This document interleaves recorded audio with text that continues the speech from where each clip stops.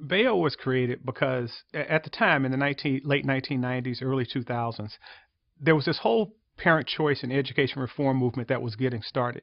And unfortunately, very few black people were engaged in that movement. And so we felt it incredibly important to have an organization that was, well resourced, that could go out and start to make these issues come to the forefront in Black America, to have these kind of conversations that we needed to have to get Black people engaged at greater levels of leadership in education reform and parent choice.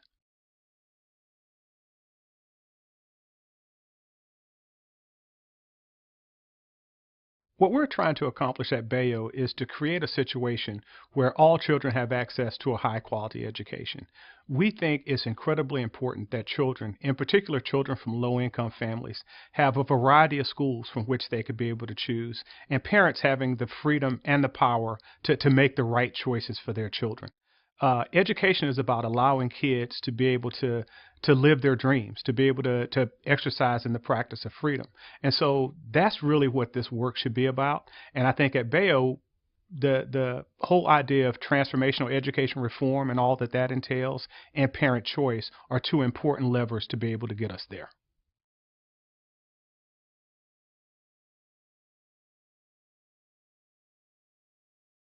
I think the most important leverage point that makes Bayo successful is the position that we hold. And we kind of sit right at the intersection between the education reform community and the community at large. And that's an incredibly important place to be right now because in many cases, our community leaders are not supportive of the education reform movement.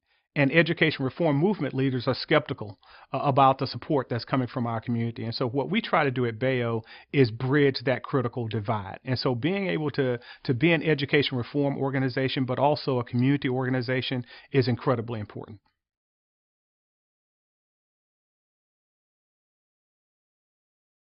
One of the things that makes Bayo effective, I think, is our approach to organizing. And we really believe that we have to engage all sectors of our community, and we have to bring those people to the table in order to help to enact the policy victories that we really need, that our children really need.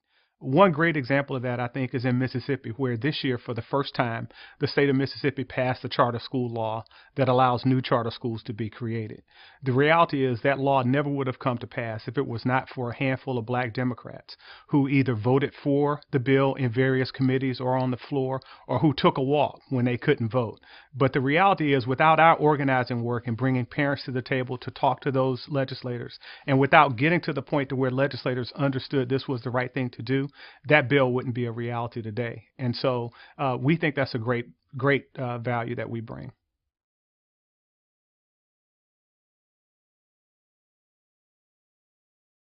We measure success at Bayo primarily in two ways. One is the extent to which we can help to create the policies that are needed to give our parents and our children greater choice, high quality choices. That's incredibly important. And so, state policies and rules and regulation laws that allow for this is incredibly important.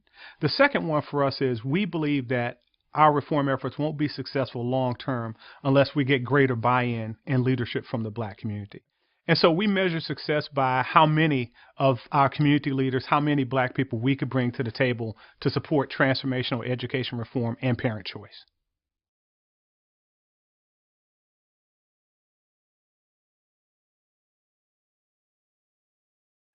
I think the thing that's most commonly misinterpreted about Bayo is that people believe that the only thing we support is parent choice, and in particular vouchers. You know, the fact that Bayo back in 1999 and 2000 was the only black organization and still the only black organization that believes there's a place in our conversation of ed reform for vouchers has led many people to believe that we're the voucher organization and that's all we do. The reality is that education reform is about much more than vouchers, and it's actually about much more than parent choice. So we think parent choice is essential, but there are many other things that we have to do also. We have to focus on quality teachers. We have to make sure that our kids are assessed in important ways. There's real accountability for schools. And so Bayo works on all of those issues in addition to parent choice, but there are many people who believe that the only thing we do is vouchers. And, we do it pretty well, so we can understand that.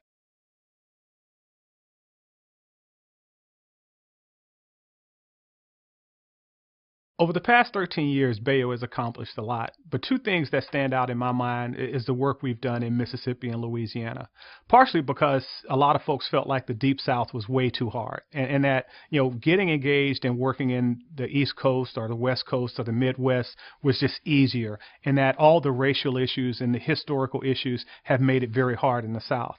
So in Mississippi, being able to get a charter school law passed after 2.5 years of effort was a huge accomplishment. And the fact that we got black Democrats to support that after mobilizing our community was a huge accomplishment there. Likewise, in Louisiana, I think having a voucher program that now serves over 8,000 students is a huge accomplishment.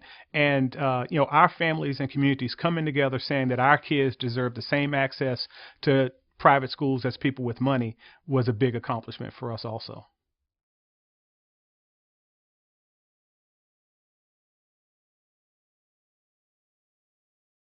I think the biggest challenge that Bayo has faced is the reality that in many of our communities we don't have the kind of leadership that our children need and deserve around education reform. Our children have the worst educational statistics. The challenges for them are greater, and yet our community leaders, our political leaders, tend to be focused primarily on small incremental change, on just getting more money, and they really aren't engaged in this at the level that they need to be. One of the things that we see that I think speaks to this challenge is that there's a huge disconnect between what our parents feel and believe and what our leaders and the way that they act. Somehow they are completely on different pages. We go out and we do polling in our communities, and we find that high, 70, 80% of parents support additional options, that want different schools and better schools for their kids. And so parents are making their voices heard, what they want, but our elected leadership in many cases is oddly disconnected from that. And so somehow we have to get them on the same page. And it's hard work to do. There are a lot of politics that comes into play, unfortunately. But I think that challenge, being able to get our elected leadership, our appointed leadership on the same page as our parents is a huge challenge.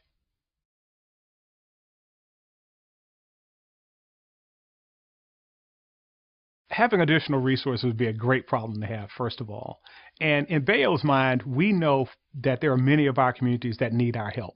And so we have plans in place that talk about expansion and going into communities that are in desperate need of the kind of work that Bayo does. And so being able to expand our work in the South, for example, into Tennessee, into Georgia, into North Carolina, are things that we definitely have in our strategic plan and things that we would very much like to do. The second one that's important, we think, is that none of us in the reform community have taken, we think, a real serious shot at determining how an effective national media campaign might affect this education reform work. We have believed that just our good work alone is enough to make all the difference that we need to make. And sometimes I think we have to find ways to get the message across differently. In the black community, black radio is huge. And so we would love to be on Tom Joyner on a regular basis, on Steve Harvey Morning Show on a regular basis, on these places that really are influential to shaping the attitudes and opinions of black America. We think the fight is just that important. And so that's work that we would love to be able to do.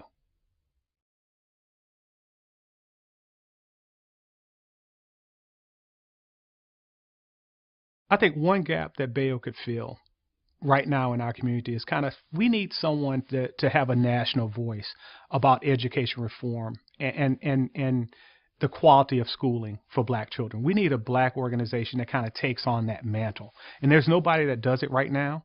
We have organizations that may speak to education reform as part of a number of other issues, but Bayo is the only organization that supports ed reform and parent choice, the only black organization that does that.